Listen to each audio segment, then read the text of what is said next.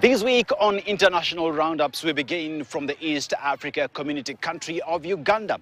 And to be specific, in Uganda, they've closed down their border with the Democratic Republic of Congo. One would ask why? Because of the Ebola virus that continues to ravage the East African nation. This is not only a problem in Uganda and the Democratic Republic of Congo, but the world at large. Take a look. Following the continued escalation in the scale of Ebola outbreak in DRC and the challenges that you all know that are associated with cross-border movements between DRC and Uganda, leading to a high risk of the spread of Ebola into Uganda, the National Task Force today, it was chaired by Her Excellency, the Vice President of the Republic of Uganda. It agreed on the following resolutions. Number one, Uganda is temporarily closing the border with the Democratic Republic of Congo with immediate effect. The only exceptions are for authorized Ebola response teams, the humanitarian operations, food and cargo transportation, and security. But all this still will be under strict health screening and monitoring protocols across the border. From the eastern part of the continent, we are in the land of jollof rice between Ghanaians and Nigerians. Who provides it better? But we're here for a different purpose, where 300 returnees from South Africa touched down in Accra, Ghana. This follows the xenophobic attacks that South Africans have been meting on their fellow black people. Take a look.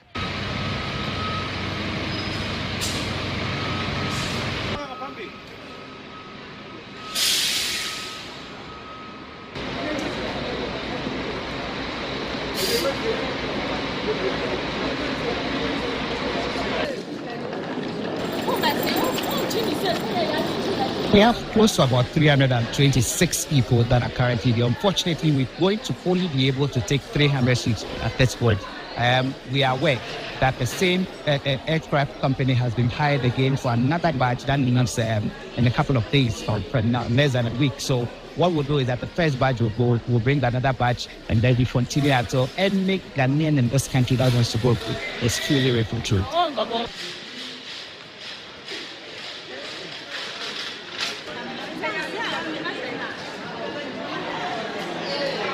We all know what is happening, you understand? And it's not comfortable for us to stay anymore. So, home sweet home, so we have to go and then I think we have to find peace at home, so that's it.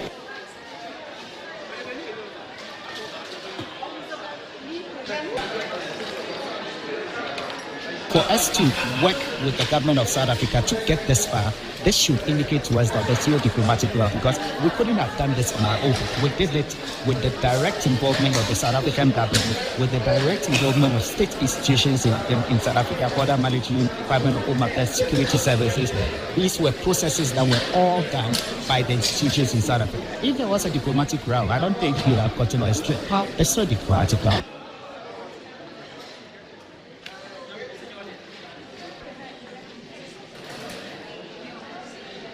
And still in Ghana, there is an assurance from the government that you are loved, despite the fact that there has been hate meted against other black people in South Africa. Foreign Minister in Ghana has assured the 300 who touched down in the country that they are loved, and that's exactly what they will be receiving in their home country.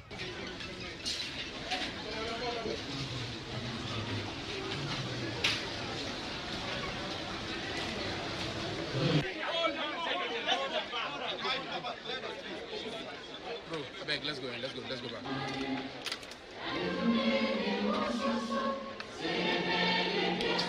Welcome all of you to Ghana, your own country, to the motherland.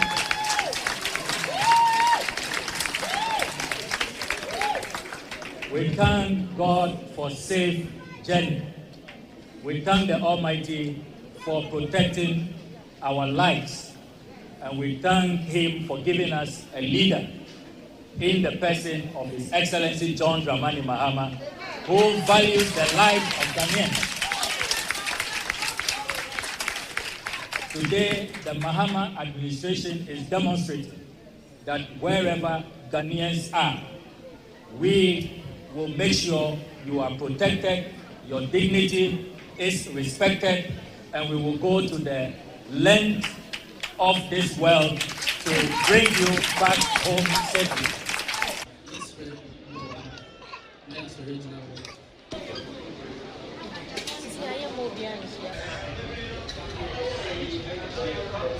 Sort of xenophobic attack is all about South Africans saying that we foreigners, we are taking their job, so we must go back home.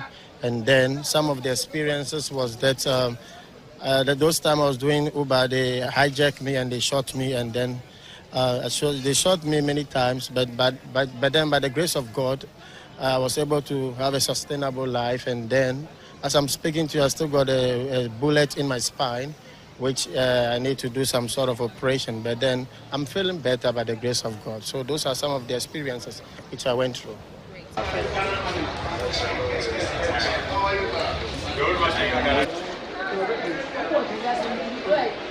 Now to a different part of the continent, and there has been that war in the Middle East pitting Israel and the Palestinians.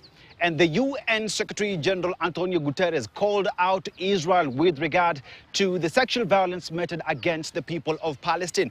But the Israeli, on the other hand, have said that they are done with the Secretary General Antonio Guterres due to the allegations that saw Israeli bodies put on the blacklist at the UN. This is that sad story. In a scandalous decision by the UN Secretary General, the UN is essentially putting Israel on a blacklist alongside Hamas and accusing us of intentionally committing sexual offenses as part of a war effort. It is a scandal to put IDF, soldiers and our police officers on the same list as the Nukhba terrorists, and it proves that this Secretary General has lost all restraint. Over the past year, we cooperated with the UN Secretary General's team and proved to them that all these accusations are false. We even invited them to come to Israel, collect testimonies, and see for themselves what is actually happening. They refused to come.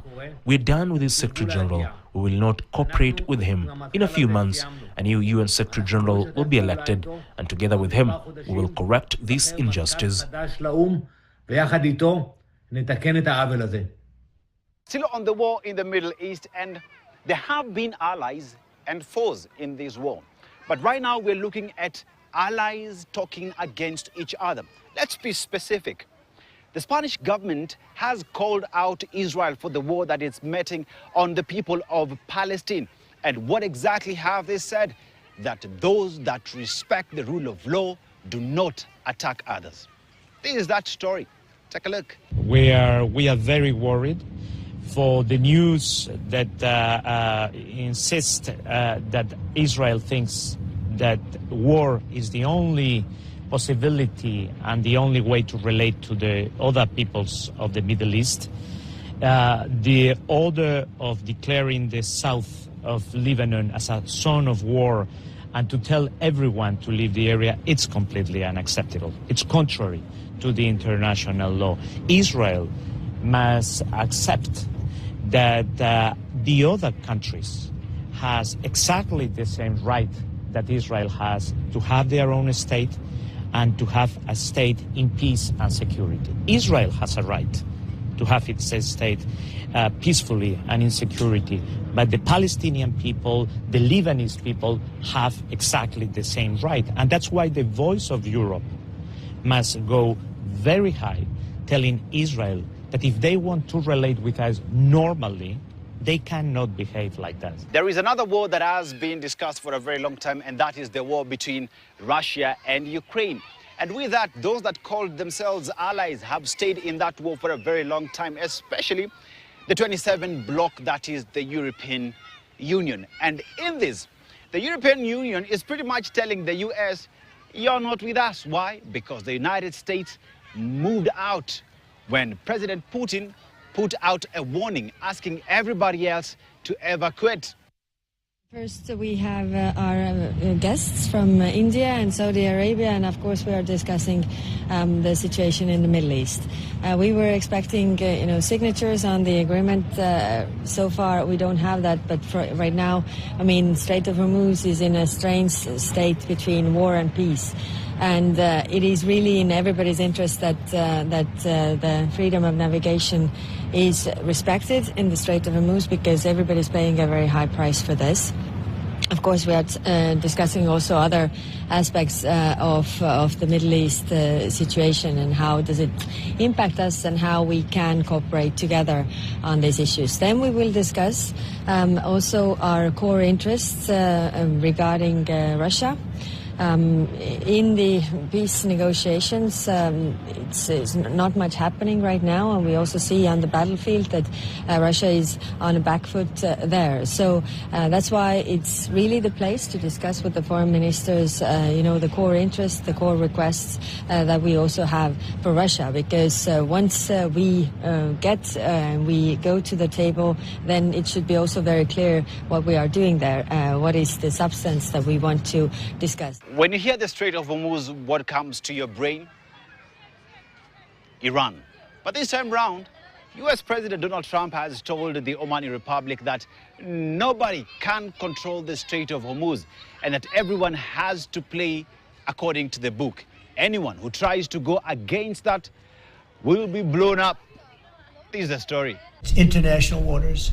Nobody's going to control it. We're going to watch over it. We'll watch over it, but nobody's going to control it. That's part of the negotiation that we have. They would like to control it. Nobody's going to control it. It's international waters, and Oman will behave just like everybody else, and we'll have to blow them up.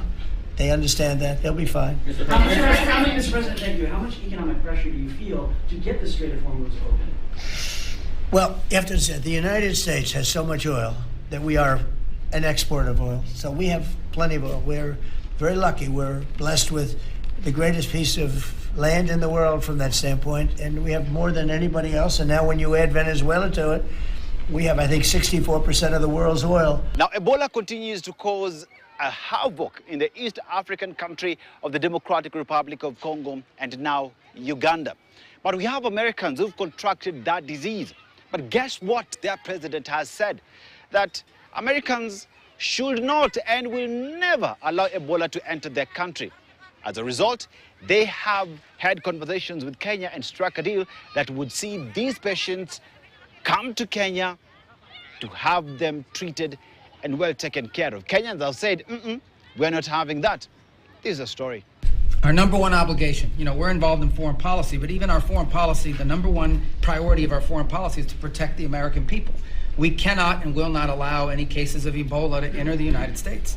And so the State Department and other agencies represented here, the Centers for Disease Control, HHS, others are working very, very hard to contain this crisis to the countries where it's currently located, particularly the Democratic Republic of the Congo.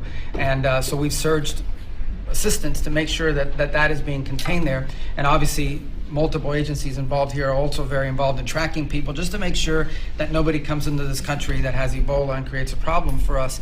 And we feel like we've got good efforts in place to do that, and Americans should feel assured that. Russia President Vladimir Putin made his maiden entry in Kazakhstan to talk about matters to do with bilateral relations. And with that, we saw a red carpet rolled for him as he made his entry into the country.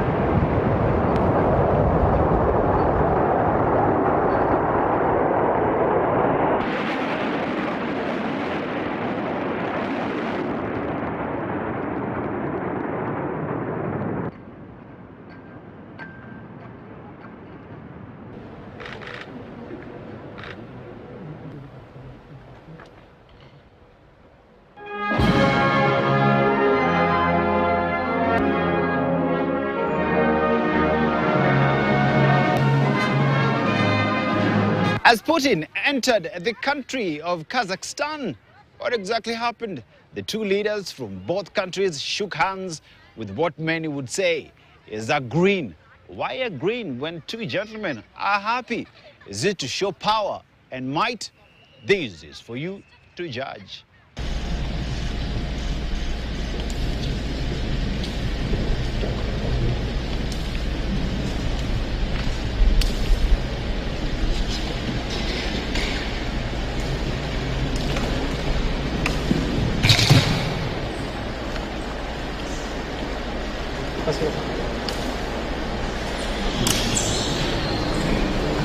International security has for a very long time been clamor for both the United States of America and Russia.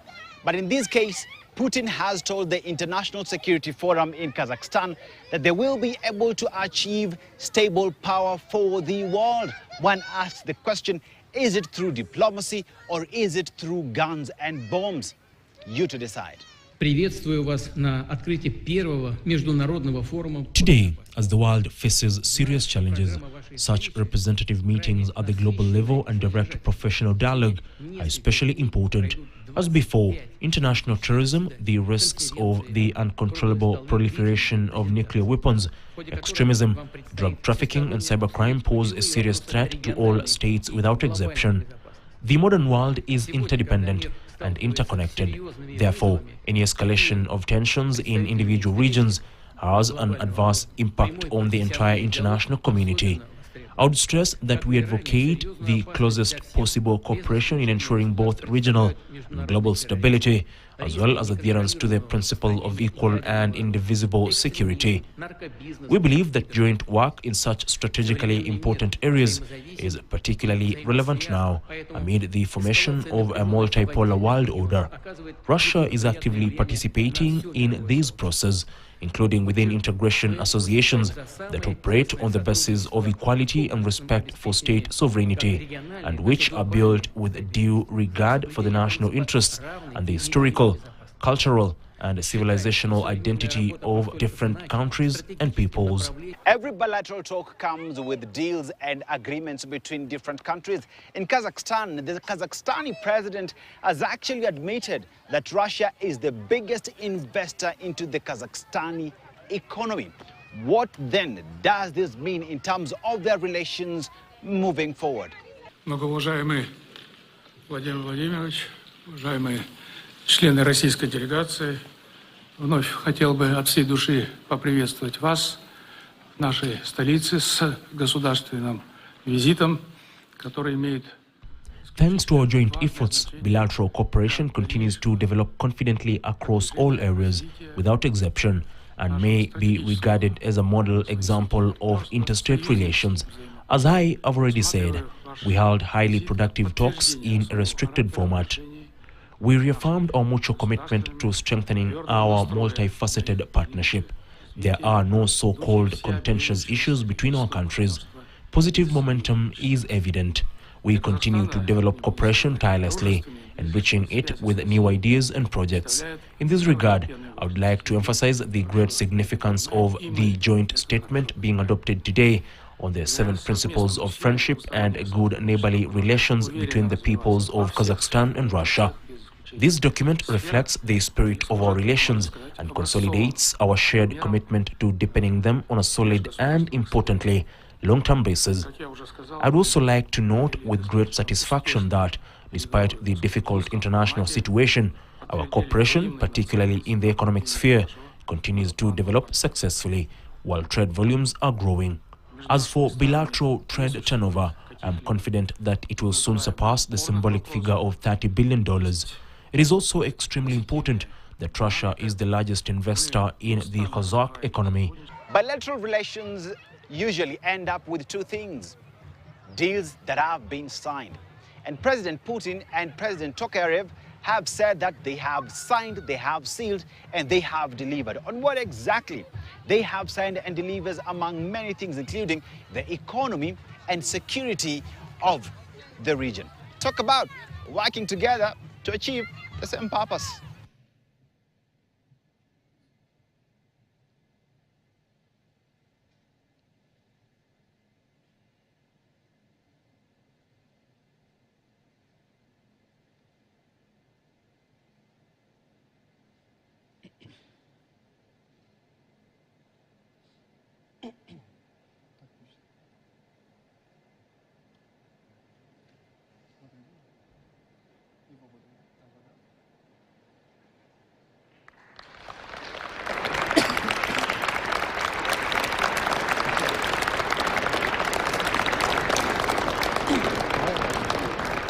Religion brings people together, and this week, millions of Muslims across the world were brought together to celebrate the Eid al-Adha celebrations. And with that, those that practice this religion in Portugal congregated at the country's largest mosque to celebrate Eid al-Adha. Suffice to say, Eid al-Adha Mubarak to all the Muslim faithfuls across the country, though a little bit late.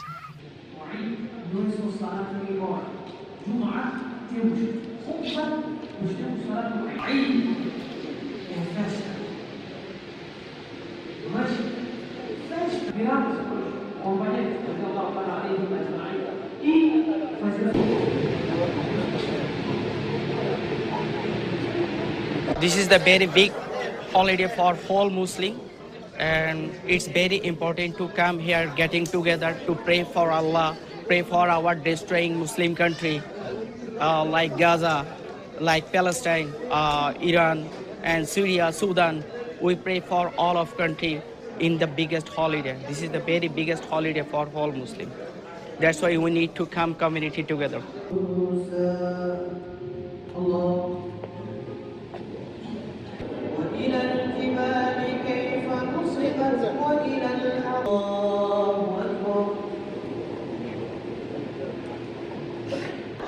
Vivendo num país como a Europa ou como em Portugal, há regras, há normas. Nós temos 3 dias para concretizarmos este ritual. There are rules and regulations.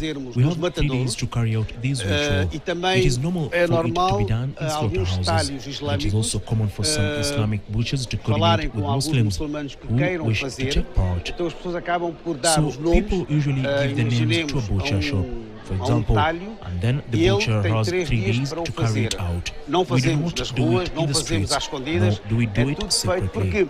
Everything is done properly because at the slaughterhouse, it is normal for people to request the animals they want for this action, so to speak. In advance, they already know whether they need 5 or 10 animals, depending on the request received. Then a qualified professional performs the slaughter according to Islamic ritual, which is permitted under our laws in slaughterhouses. And afterwards, the meat is distributed to those who requested it. E depois a pessoa acaba por distribuir a carne aos que solicitaram.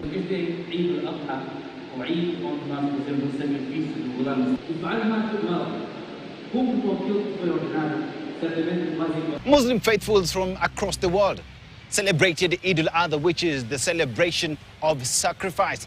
And even as that took place, Ethiopia are getting ready to get into elections tomorrow. We wish them the very best. But in Nairobi on the very day, it is Madaraka Day, and as you can see, that is the monument of those who fought the colonialists in this country.